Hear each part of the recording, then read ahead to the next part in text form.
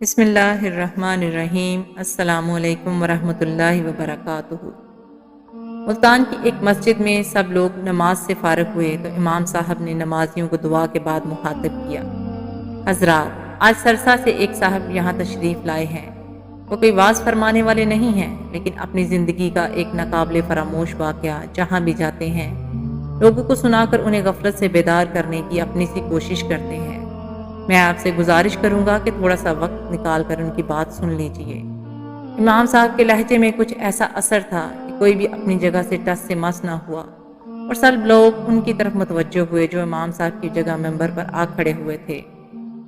بظاہر اس شخص میں کوئی ایسی غیر معمولی بات نہ تھی۔ دیہاتی لباس میں ملبوس وہ ایک عام سا انسان تھا۔ اس کا عام سا حلیہ دیکھ کر چند صاحب چہمگوئیاں کرنے لگے، لیکن جب اس نے بات شروع کی مجمع پر سکوت طاری ہو گیا۔ اس کی آواز میں کوئی ایسی پراسراریت تھی کہ جب وہ بولتا تو ہوا بھی تھمی تھمی سے محسوس ہوتی۔ چند ہی ثانیے میں سب کو احساس ہو گیا کہ نہ تو وہ ایک عام انسان تھا اور نہ ہی وہ واقعہ معمولی تھا جو وہ سنانے جا رہا تھا۔ اس شخص کی آواز گویا کسی گہرے کنویں سے ابھرتی سنائی دے رہی تھی۔ وہ کہہ رہا تھا: ساتھیو، میں جو واقعہ آپ کو سنانے جا رہا ہوں وہ کوئی من گھڑت قصہ نہیں ہے، مجھ پر بیتنے والا حرف بحرف سچا واقعہ ہے۔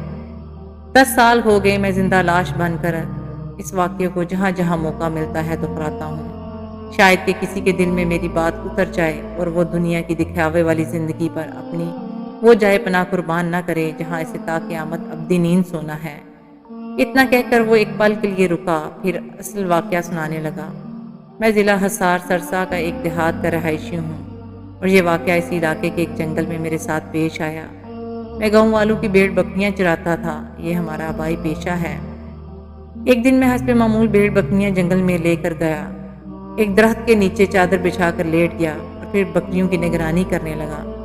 ابھی تھوڑی ہی دیر گزری تھی کہ فضا میں کسی ہاتھی کی چنگاڑ گونجی اور بکریاں سہم کر ادھر ادھر بھاگنے لگیں۔ میں وہ غیر معمولی چنگاڑ سن کر بجلی کی تیزی سے اٹھا۔ اس علاقے میں ہاتھی کا کیا کام؟ پھر آواز سے لگتا تھا کہ وہ کوئی جنگلی یا پھر پاگل ہاتھی ہے۔ بھیڑ بکریاں سہم کر ایک خاردار جھاڑی کے عقب میں جمع ہوتی چلی گئیں، گویا قدرتی طور پر یہ ان کا حفاظتی اقدام تھا۔ آس پاس درخت تو بے شمار تھے، لیکن کوئی بھی اتنا مضبوط نہ تھا کہ ہاتھی کی ٹکر سہ سکتا۔ مجھے سمجھ میں نہ آ رہا تھا کہ کہاں جاؤں۔ میرا ذہن اسی شش و پنج کا شکار تھا کہ زمین تھرا اٹھی جیسے زلزلہ آ گیا ہو۔ میرے رہے سہے و سان بھی ہتا ہو گئے اور میں ایک انجانی سمت میں بھاگ کھڑا ہوا۔ کچھ ہی دور گیا تھا کہ پیچھے سے ہاتھی کے وزنی قدموں کی آواز کو اپنے تعاقب میں پایا۔ میں سمت بدل بدل کر بھاگ رہا تھا، لیکن بھلا ایک پاگل ہاتھی کی رفتار کا مقابلہ کیوں کر کیا جا سکتا تھا؟ قریب تھا کہ وہ میرے سر پر پہنچ کر میرا کچومر نکال دیتا، لیکن شاید قدرت کو کچھ اور ہی منظور تھا۔ اچانک وہ گنبد نما عمارت ویرانے میں یوں میرے سامنے آ گئی جیسے زمین سے اگ آئی ہو۔ بظاہر وہ مندر یا کسی مزار نما عمارت کا گنبد تھا۔ داخلے کے لیے ایک چھوٹی سی کھڑکی تھی۔ ایک پل میں میرا رخ اس کی جانب ہو گیا۔ کھڑکی نما جگہ اتنی چھوٹی تھی کہ ہاتھی کوشش کے باوجود اس میں داخل نہیں ہو سکتا تھا۔ میں آندھی اور طوفان کی طرح اس کمرے میں جا گھسا۔ وسط میں قبر تھی، اس کے عین اوپر چھت سے ایک زنجیر لٹک رہی تھی۔ اندر بمشکل اتنی جگہ تھی کہ میں ایک طرف کو کھسک کر کھڑا ہو سکتا تھا۔ قبر پر کھڑا ہونا مجھے گوارا نہ تھا۔ ہاتھی بھی چند لمحوں کی تاخیر سے میرے سر پر پہنچ گیا۔ سچ شکر کا مقام تھا کہ وہ گنبد نما عمارت مضبوط پتھر کی تھی، ورنہ ہاتھی ایک ہی ٹکر سے اسے زمین بوس کر ڈالتا۔ جب کھڑکی سے اندر داخل نہ ہو سکا تو ہاتھی نے اپنی سونڈ اندر داخل کی، مجھے مارنے کی کوشش کرنے لگا۔ اب تو مجھے یقین ہو گیا کہ وہ پاگل ہاتھی میری جان لے کر ہی چھوڑے گا۔ ایک آدھ بار سونڈ کسی ظالم چابک کی طرح میرے وجود سے ٹکرائی اور میں اندر تک ہل کر رہ گیا۔ اگر ایک بار مزید وہ مجھے لگتی تو قریب تھا کہ میں غش کھا کر گر پڑتا۔ اگلے ہی لمحے ایک عجیب بات ہوئی اور مجھے اپنی موت کا یقین ہو گیا۔ قبر کے اندر سے ایسی آواز آئی جیسے کوئی تکلیف سے گلا پھاڑ کر چیخ رہا ہو۔ میں نے عذاب قبر کے کئی واقعات سن رکھے تھے، لیکن اپنے کانوں سے ایسی چیخیں پہلی بار سن رہا تھا۔ اس لیے پہلے کہ میرے اوسان جواب دے جاتے، قبر کے سرحانے ایک شگاف نما مقام سے ایک غیر معمولی جسامت کا سیاہ بچھو نکلا اور دیوار پر سے ہو کر میری جانب رینگنے لگا۔ جو ہی بچھو قبر سے نکلا، چیخوں کا سلسلہ بھی ختم ہو گیا۔ کوئی دوسرا انسان میری اس وقت کی کیفیت کا اندازہ نہیں لگا سکتا۔ ایک طرف پاگل ہاتھی، دوسری طرف قبر کا بچھو اور نیچے کا عذاب قبر میں تڑپتا نامعلوم وجود۔ خدا جانے میرے قدموں تلے کیا معاملہ چل رہا تھا۔ میری آنکھوں کے سامنے اندھیرا چھا گیا۔ جب کچھ نہ سوجا تو چھت سے لٹکتی زنجیر کو تھام کر فضا میں جھول گیا اور اپنا وجود اس حد تک سمیٹ لیا کہ سونڈ اور بچھو دونوں کی زد سے دور ہو جاؤں۔ اب میں قبر کے عین اوپر فضا میں تھا، جیسے ہاتھی کی سونڈ چکر کاٹ کر دیوار سے ٹکرائی، سیاہ بچھو اس کی زد میں آ گیا۔ معلوم نہیں بچھو کا کیا بنا، لیکن اگلے ہی لمحے ہاتھی بے دم ہو کر زمین پر آ گرا۔ تھوڑی دیر تک فضا میں خراہٹ سی گونجتی رہی اور پھر ہر سو موت کا سکوت چھا گیا۔ بچھو کا بھی نام و نشان نہ تھا، شاید وہ سونڈ لگتے ہی گر کر واپس قبر میں جا گھسا تھا اور ہاتھی اس کے زہر کی تاب نہ لا کر جان سے ہاتھ دھو چکا تھا۔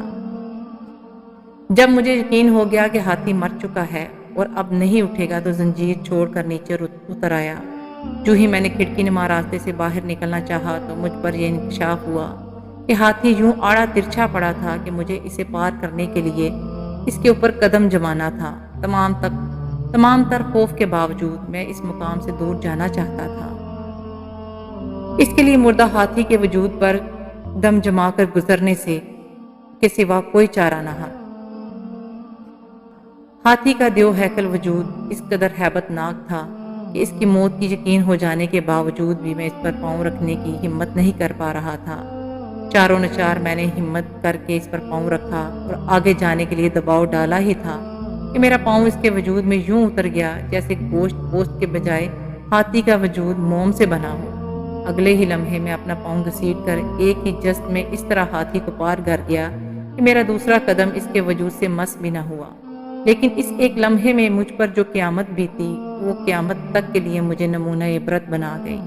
میں آج بھی اپنی ٹانگ پر نظر ڈالتا ہوں تو وہ سارا منظر میری آنکھوں کے سامنے یوں تازہ ہو جاتا ہے جیسے کل کی ہی بات ہو۔ اتنا کہہ کر اس نے اپنی دائیں ٹانگ سے دھوتی کا پلو اوپر کو سرکایا اور دیکھنے والوں نے بے اختیار اپنی آنکھیں بند کر لیں۔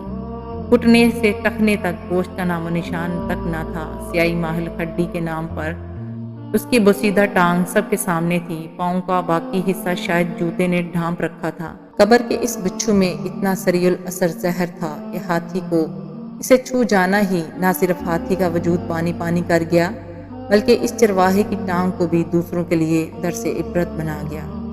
خدا جانے صاحب قبر کو قیامت تک ابھی کتنا عذاب جھیلنا تھا۔ اللہ تعالیٰ سے دعا ہے کہ ہم سب کو قبر کے عذاب سے بچائے رکھیں اور سیدھے راستے پر چلائیں۔